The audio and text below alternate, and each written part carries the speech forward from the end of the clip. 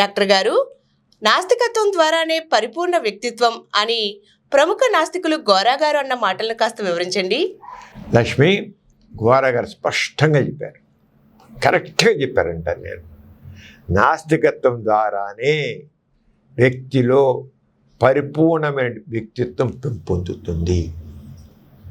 నాస్తికత్వం ఎందుకు అంటే నాస్తికత్వంలో వ్యక్తి విలువను పెంచుతుంది.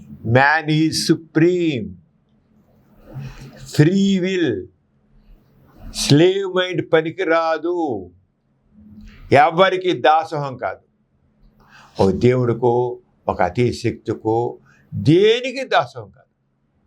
Man is supreme. తను చేసే పనికి తానే బాధ్యత వహిస్తాడు. మనిషికి పూర్తి విలువ ఇస్తున్న ఆస్తికత్వం. అదే ఆస్తికత్వం అయినట్లయితే నేనేం చేసినా ఎలా, ఆ దేవుని యొక్క విల్ ఎలా ఉందో, అతను ఆ దేవుని యొక్క ఆలోచన ఎలా ఉందో, తాను ఒక తెలిసిన దైవం ఒకటి తెలుసుకుంది. ఆ రంగానే నేను ఎంతైనా చేయవచ్చు, ఎంతైనా కష్టపడవచ్చు, లాభం ఏంటి? ఆ దేవుని యొక్క సహాయం లేదే నేనేమీ చేయలేను, నేను అనుకున్నా ఏం సాధించలేను అనుకొరక దాసోహం ఉంటుంది నాస్తికత్వంలో. కానీ నాస్తికత్వం ఏం చెప్తుంది? అసలు అతీత శక్తి అంటూ లేదు, దేవుడు అనేది లేదు, నువ్వు సర్వశక్తివంతుడివి, నువ్వేం కావాలంటే ఎలా కావాలంటే అలా చేయగలవు. అంతే, నీ శక్తి నువ్వు నమ్ముకో, నీ శక్తిని నమ్ముకో, నీ శక్తిని నమ్ముకుని నువ్వు చేయాలంటే చెయ్యి, అంతేకాని ఇంకేం కాదు అని నాస్తికత్వం చెబుతుంది. అంటే మనిషికి విలువ, మనిషి స్వేచ్ఛగా, ఫ్రీడమ్ ఆఫ్ ఇండివిజువల్, స్వేచ్ఛగా ఆలోచించడానికి, అతనిలో క్రియేటివిటీకి, అతను చేసే పనికి అతనికి పూర్తి స్వేచ్ఛ ఉంటుంది. ఆలోచించడానికి, చేయడానికి. కర్త కర్మ క్రియ మనిషే. అది నాస్తికత్వం. ఆస్తికత్వం కాదు చెప్పాం కదా, దాసోహం. అంచేత నాస్తికత్వం వ్యక్తి విలువని పెంచుతుంది. ఎప్పుడైతే వ్యక్తి విలువని పెంచడం జరుగుతుందో, ఏ సిద్ధాంతం ఆ వ్యక్తి విలువని పెంచుతుందో ఆ వ్యక్తిలో వ్యక్తిత్వం పెంపుతుంది. ఓ వ్యక్తి నేను చేయగలను, ఐ కెన్ అని ఉన్నప్పుడు తాను చాలా ధైర్యంగా ముందుకు వేస్తాడు, స్వతంత్రంగా ఆలోచిస్తాడు, స్వతంత్రంగా నిర్ణయాలు తీసుకుంటాడు. అది కావాలి మనిషికి. ఎవరైనా సరే నువ్వు చేయి, తప్పకుండా సరిగ్గా ఆలోచించుకో, ముందడుగు వేయి, నువ్వే సాధించేది, ఇంకెవ్వరు లేదు, నేను ఎవ్వరు అడ్డుపడలేరు. నువ్వు చక్కగా ఆలోచించు, చక్కగా పనిచేయి, నువ్వు సాధిస్తావు. అంతేగాని ఏదోలే నేను చేసినా జరుగుతుందో జరగదు, నా అదృష్టం ఎలా ఉందో, నా కర్మ ఎలా ఉందో, నా దురిత ఎలా ఉందో, ఆ దేవుని దయ్య ఎలా ఉందో అని అనుకుంటే ఏ మనిషి కూడా ధైర్యంగా ముందడుగు వేయలేడు. వ్యక్తిత్వానికి కావాల్సిన ఏంటి? ఐ కెన్ అచీవ్, నేను సాధిస్తాను అనేది ఎప్పుడైతే మనిషికి డిటర్మినేషన్ ఉంటుందో వాడు తప్పకుండా సాధిస్తాడు. ఏమవుతుందో మొదట్లోనే నీకు ఆ డౌట్ఫుల్గా ఉంటే, మొదటి అడిగే నీకు అనుమానంతో అడుగేస్తే, నేను చాలా మంచి ఆలోచనతో మొదలెడుతున్నా, చాలా దృఢ సంకల్పంతో ఆలోచిస్తున్నా, కానీ ఎలాగో దేవుడి విల్లు ఎలా ఉందో, గాడు యొక్క ఆలోచన ఎలా ఉందో, నేను చెయ్యాలనుకుంటున్నా, చేయలేనప్పుడే. ఎప్పుడైతే మనిషి అనుమానంతో తాను అడుగు వేస్తాడో అడుగు గట్టిగా పడదు. దృఢమైన స్టెప్ వేయాలంటే మనకి దృఢమైన సంకల్పం కావాలి, దృఢమైన నమ్మకం కావాలి. ఆ దృఢమైన నమ్మకం అది నాస్తికత్వం ద్వారానే వస్తుంది. అదే గోరా గారు చెప్పింది. Man is supreme, man is master, free will, no slave mind. ఇవి ఎథియిజం ఫిలాసఫీస్. అది ఉన్న వ్యక్తిలో వ్యక్తిత్వం పెంపొందుతుంది. మనిషికి తన మీద నమ్మకం ఉండాలి, డిసిప్లిన్ కావాలి, డిటర్మినేషన్ కావాలి, డెడికేషన్ కావాలి. ఎప్పుడైతే ఉంటాయో డిటర్మినేషన్, డెడికేషన్ ఉంటే, డిసిప్లిన్ ఉంటే ఏదైనా సాధిస్తాడు. అది నాస్తికత్వం ద్వారా మనిషికి వస్తుంది.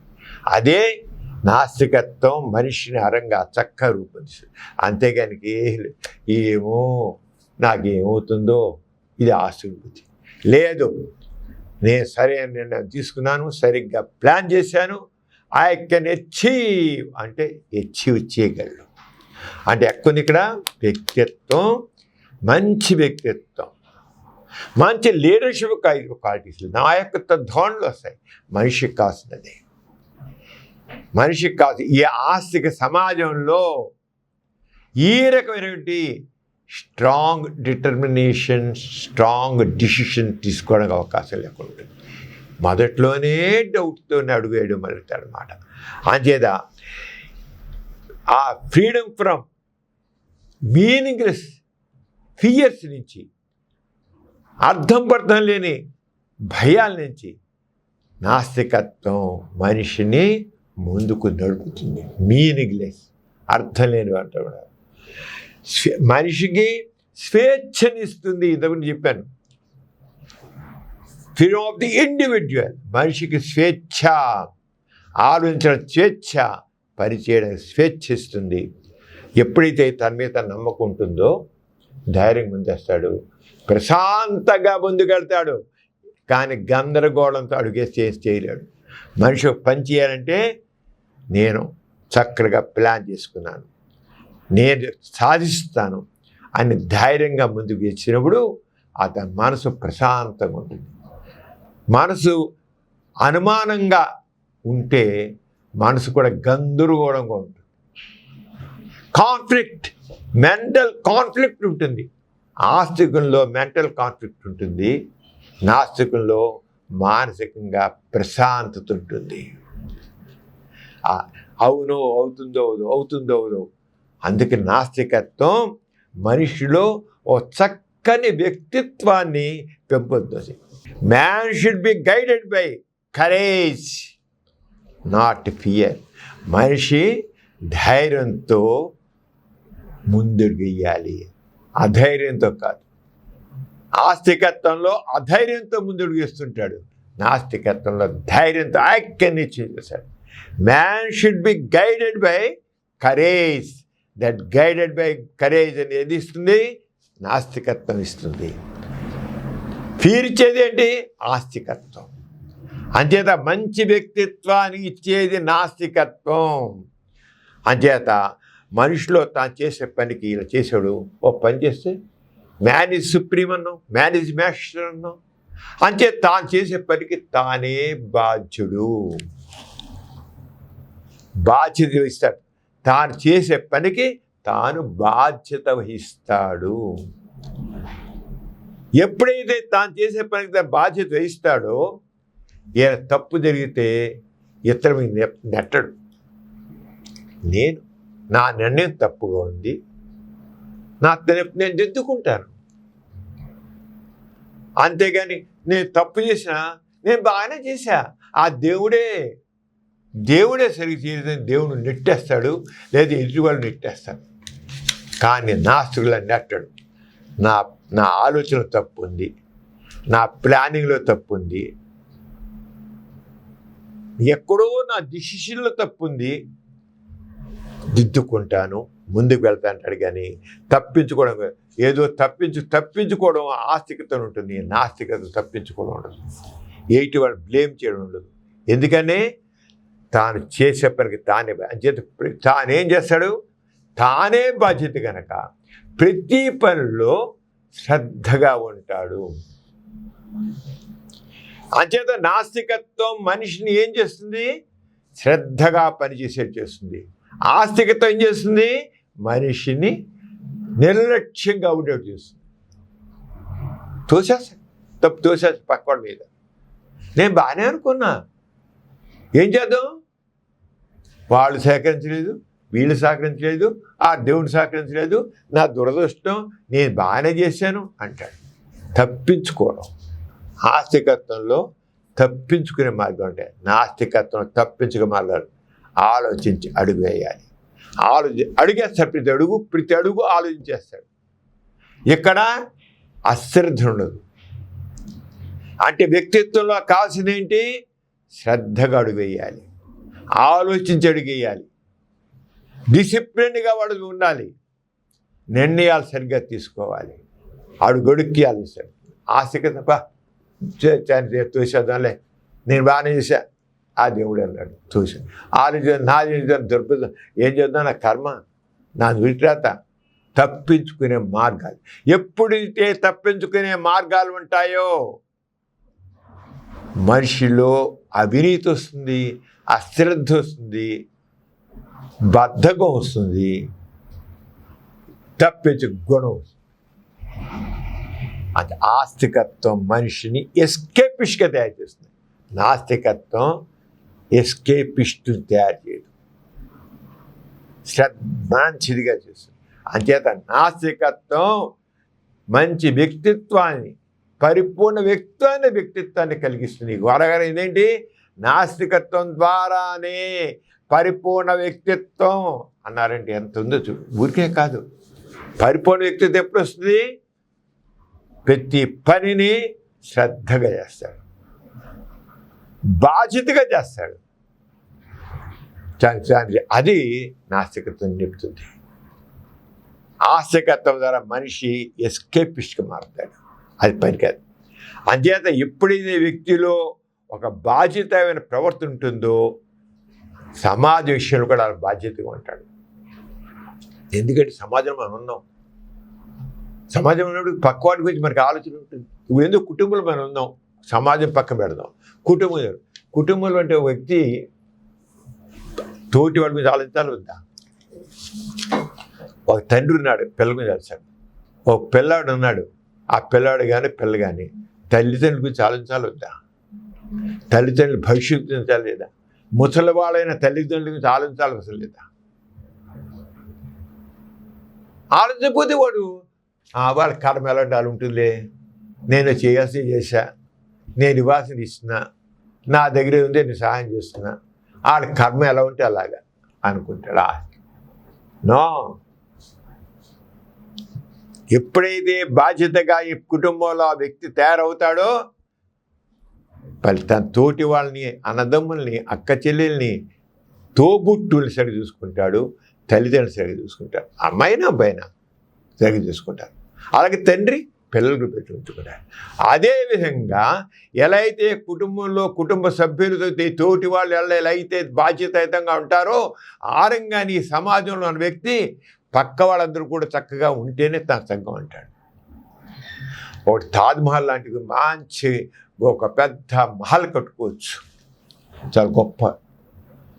కానీ పక్కన గుడిసెలు ఉన్నాయనుకో, ఆ గుడిసెలు అంటుకుంటే తాజ్మహల్ లాంటి మహల్ ఏమైపోతుంది, బంగళా అయిపోతుంది, ఇది కూడా మండుతుంది. ఆ మంట పక్కన గుడిసెలు అంటుకుంటే ఈ పెద్ద గొప్ప బంగ్లా కూడా బుగ్గి పాలవుతుంది. ఆ గుడిసెలు మండి నేలమట్టం కావచ్చు, ఇది మసి పూసి మారేడు, మసి పూసిపోతుంది, మారేడుకి ఎలా జరుగుతుంది. ఏమిటి లోపల గొల్ల. అందుకనే నాస్తికుడు తానే కాదు, ఈ సమాజం కూడా చక్కగా తనతో పాటు అభివృద్ధి చెందాలని కృషి చేస్తాడు. తన సుఖం చూసుకోడు, స్వార్థపరుడుగా చూసుకోడు.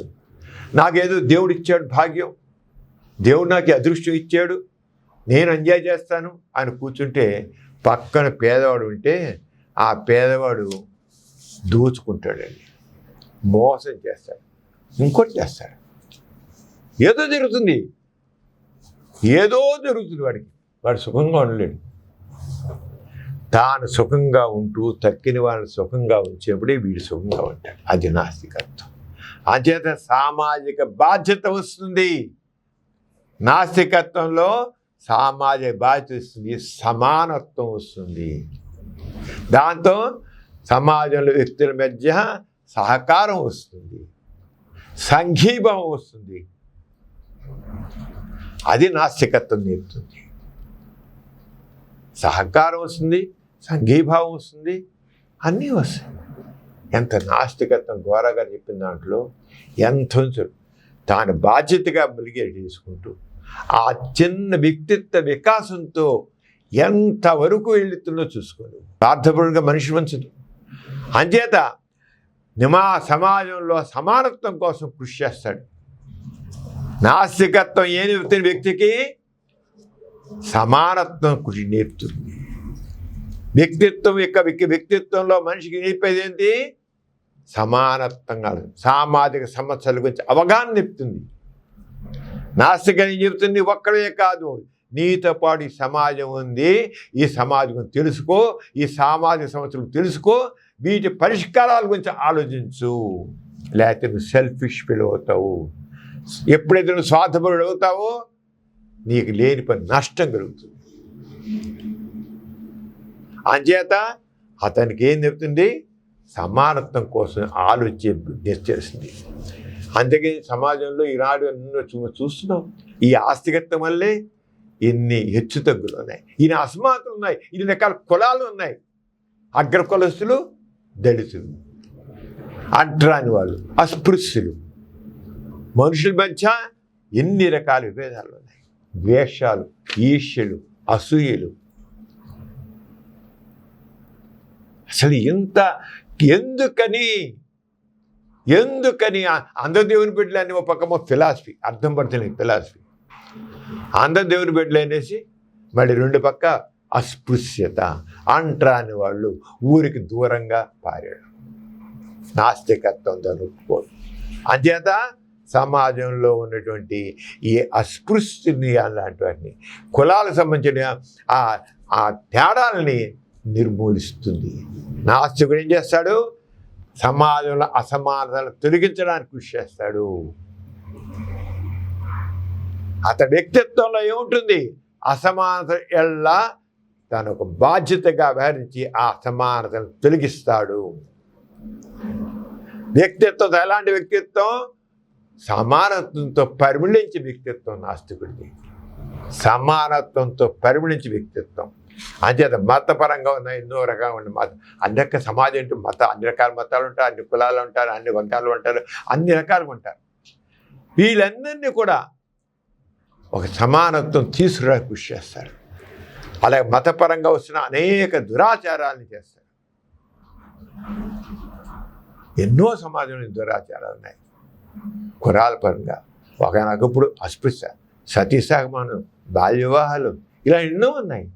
ఎంత మేరకు నాస్తిక చైతన్యం పెంపొందుతో వచ్చిందో, ఎంత మేరకు నాశనం అంత మేరకు సమాజంలో అసమానతలు తిరిగాయి. సంఘ సంస్కృతులందరూ కూడా ఆస్తికత్వం యొక్క సాలిగూడుల్లో ఇరుక్కోకుండా స్వేచ్ఛగా ఆలోచించి నాస్తిక చైతన్యంతో ఉండి కులపరంగా మతపరంగా ఉన్నటువంటి దురాచారాలను నిర్మూలిస్తూ కాబట్టే సమాజంలో అసమానతలు ఆస్తికత్వంలో పోలా, నాస్తిక చైతన్యం వాళ్ళలో రాబట్టి వాళ్ళు నాస్తికులు చెప్పుకోకపోవచ్చు, కానీ ఉన్న అసమానతల మీద తిరుగుబాటు చేశారు, ఉన్న అసమానతల మీద ఆవేదన చెందారు, ఉన్న అసమానతల్ని నిర్మూలన చేయండి. అదే సతీసాగం ఏంటి?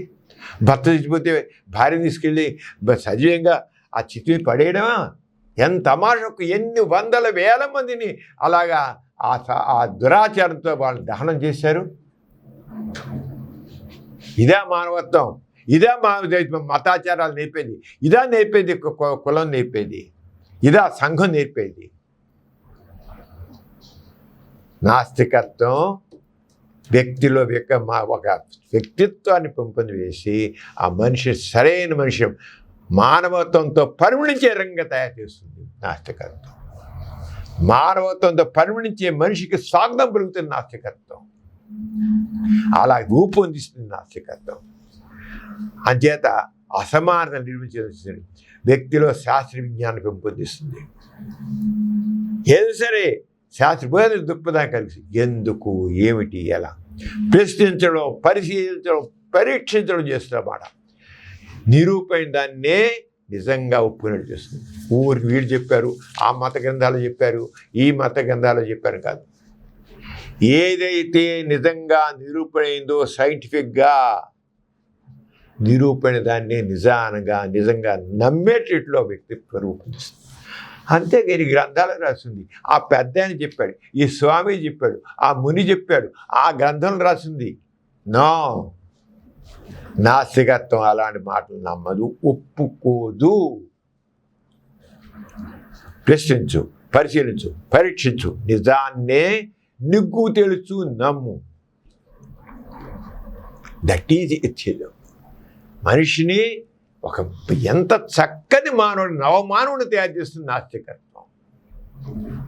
నాస్తికత్వాన్ని అర్థం చేసుకోవాలే కానీ మనిషి ఈ ఆస్తికత్వం ఒక సాలిగుడిలో చచ్చిన ఇరుక్కోడు.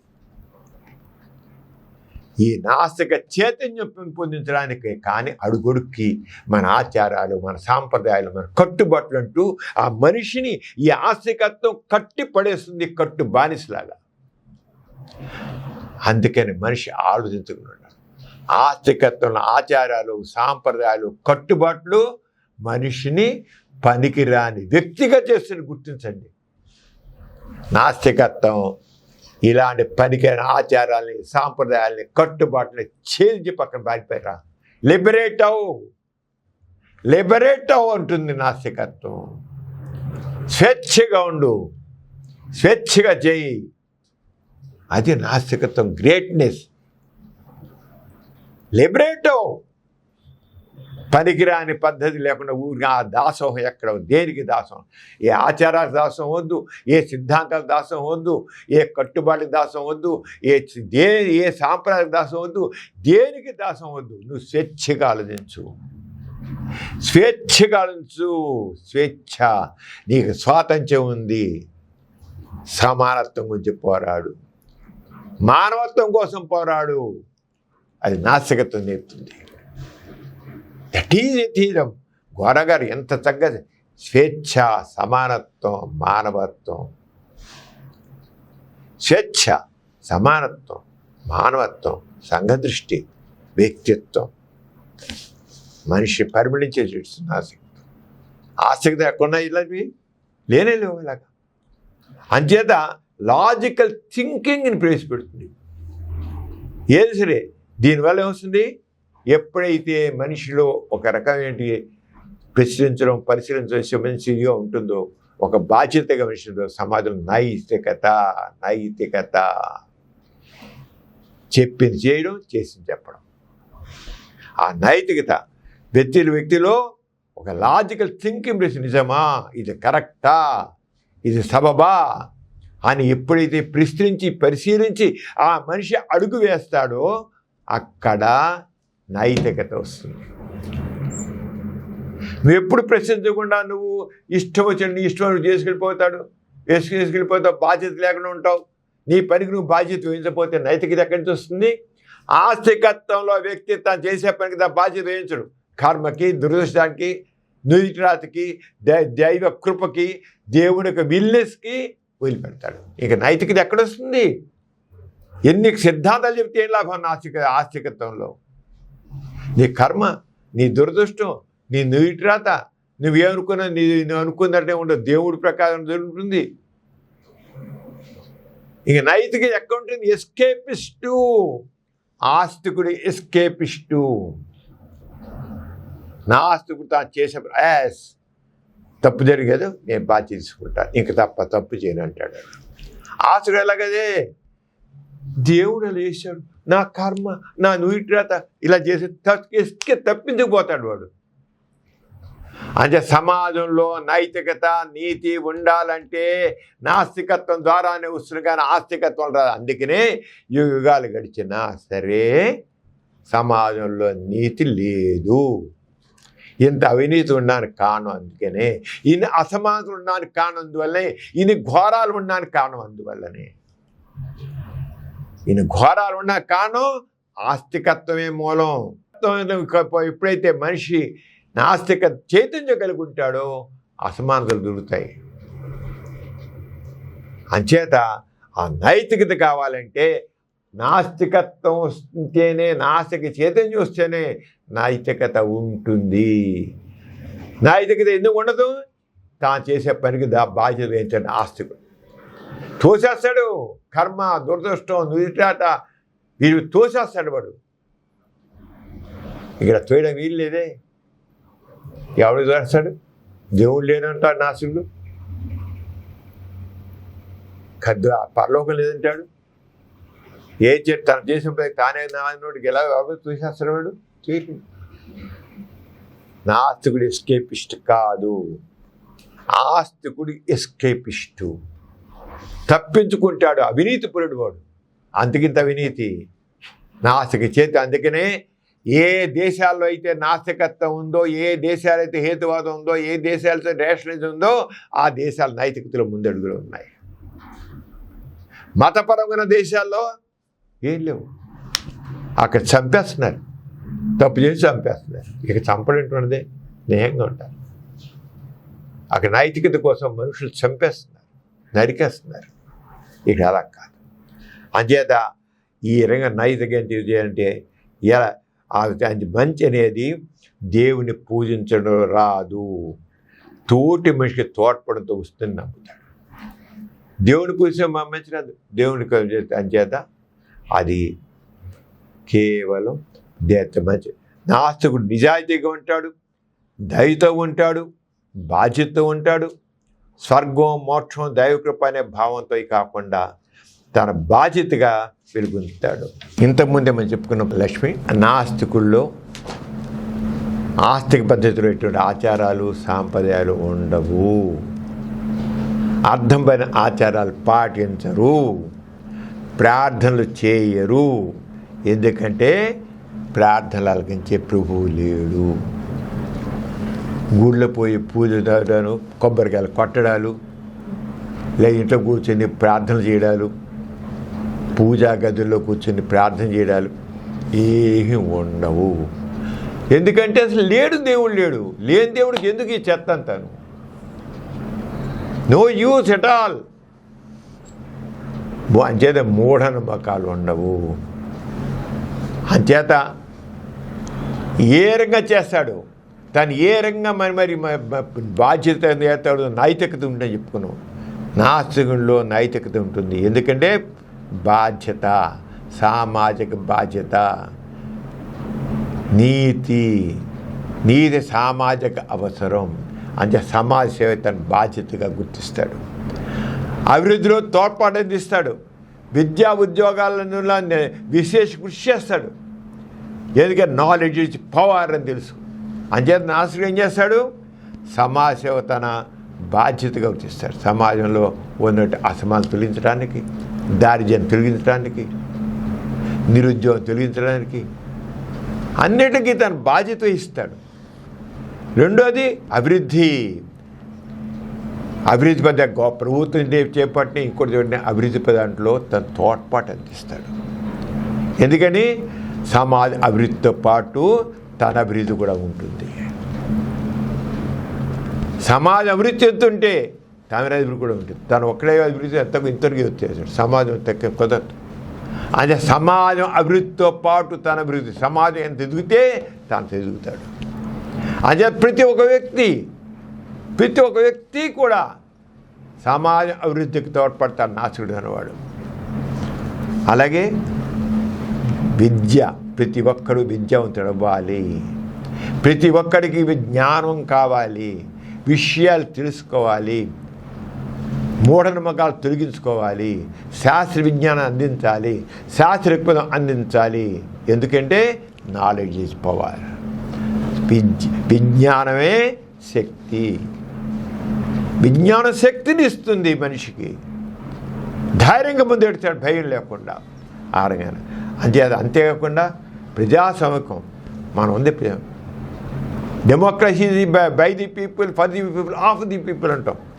ప్రజాస్వామ్యం అనేది ప్రజల చేత, ప్రజల కొరకు, ప్రజల పాలన. అంటే ప్రజాస్వామ్యంలో ప్రతి ఒక్క వ్యక్తికి తన ఒక వాయిస్ తెలిసి గుర్తిరేక చేస్తాడు. అయితే ఈ రోజుల ప్రజాస్వామ్యం అంతా పార్టీ స్వామ్యం అయిపోయింది, వ్యక్తి స్వామ్యం. ఎందుకని ప్రజలు తన ఆస్తిక స్వామ్యంలో ప్రజాస్వామ్యం కూడా ఆస్తిక స్వామ్యం అయిపోయింది. ఆస్తికత్వంలో ప్రజాస్వామ్యం కూడా ఆస్తిక స్వామ్యం అయిపోయింది. నిజమైన ప్రజాస్వామ్యం కొన్ని లేదు. నిజమైన ప్రజాస్వామ్యం ఎప్పుడు వస్తుంది? మామూలు వ్యక్తి, పేదవాళ్ళలో అతి పేదవాని యొక్క వాయిస్ కూడా విలువ ఉండే విధంగా ఉండాలి ప్రజాస్వామ్యం అంటే. మహాత్మా గాంధీ అదే మొక్క అన్నారు. నేను కళ్ళకనే భారతదేశం ఎలా ఉంటుందంటే, ఇక్కడ పేదవాళ్ళ కంటే పేదవానికి ఇంకా పేదవాడు అన్నవాడు ఈ భారతదేశం నాది, ఇక్కడ నా మాట కూడా గుర్తింపు ఉందని ఫీల్ అవుతాడు. నేను కళ్ళకనే భారతదేశం అని గాంధీ గారు కళ్ళకన్నారు. అదే నిజమైన ప్రజాస్వామ్యం అన్నారు. ఆ ప్రజాస్వామ్యం ఇప్పుడు ఎక్కుంది పార్టీ స్వామ్యం, వ్యక్తి స్వామ్యం కదా మారిపోయింది. కానీ ఎప్పుడైతే నాస్తికత్వంలో ప్రజాస్వామ్య చైతన్యం వస్తుందో నాస్తికుల ప్రజల్లో, ఇప్పుడు by the people, for the people, of the people అన్నట్లు ఆఫ్ ది పీపుల్, ప్రజల చేత ప్రజల కొరకు ప్రజల పాలన అనేది నిజంగా మారుతుంది. అది నాస్తికత్వం ద్వారానే వస్తుంది. నాస్తికత్వం ద్వారానే నిజమైన ప్రజాస్వామ్యం వస్తుంది, కానీ ఆస్తికత్వం ద్వారా రాదు. అది మా చెబుతున్నాను. అందుకని గోరా గారు దానికని చెప్పారు పార్టీలెస్ డెమోక్రసీ. పార్టీ రహితంగా ప్రజలు లేకుండా ప్రజలందరూ వాళ్ళు అక్కడ ఏదో ప్రజలందరూ కలిసి అభిప్రాయం తీసుకుంటారు, మంచి అభిప్రాయం తీసుకుంటారు. వాడు రెండువాడైన అభిప్రాయం తీసుకుంటారు. అలా కాదే మెజార్టీ తోసుకోవడమే, రోడ్ల మెజార్టీతో తోసిపారేయడమే. తగ్గినైతే ఎంత మంచి అభిప్రాయం చెప్పినా పక్క తోసిపారేస్తుంది. ఇది డెమోక్రసీ ఎందుకంటే మాబోక్రసీ. ఇప్పుడున్న డెమోక్రసీ కాదు, మాబోక్రసీ. నిజమైన ప్రజాస్వామ్యం వచ్చేది నాస్తికత్వం ద్వారానే వస్తుంది. అది అది వ్యక్తిత్వం. ఎప్పుడైతే నాస్తిక చైతన్యం వస్తుందో, వ్యక్తిత్వం మనం ఇప్పుడు పెంపొందుతున్న మనుషుల్లో నాస్తికుడిగా మారిన నాస్తిక చైతన్యం వస్తుందో, వాడు సరైన ప్రజాస్వామ్యాన్ని నెలకొల్పుతాడు. అంచేత గోరా గారు చెప్పింది డెమోక్రసీది కూడా తగ్గొస్తుంది. ఈ రంగా నాస్తికత్వమే ద్వారానే పరిపూర్ణ వ్యక్తిత్వం వస్తుంది, పరిపూర్ణ సామాజిక విప్లవం వస్తుంది, పరిపూర్ణ సామాజిక సమానత్వం వస్తుంది. ఈ కార్యక్రమం మీకు ఎంతో నచ్చింది కదా. ఇటువంటి మరిన్ని వీడియోల కోసం అనతి కాలంలోనే 21 కోట్ల వ్యూస్ సాధించిన సమరం ఛానల్స్ సమర్పించు ఎథిక్స్ సెంటర్ ఛానల్కు సబ్స్క్రైబ్ చేయండి, లైక్ చేయండి, మీ ఫ్రెండ్స్కి షేర్ చేయండి. అలాగే ప్రక్కనున్న గంట సింబల్ని ప్రెస్ చేయడం మర్చిపోకండి.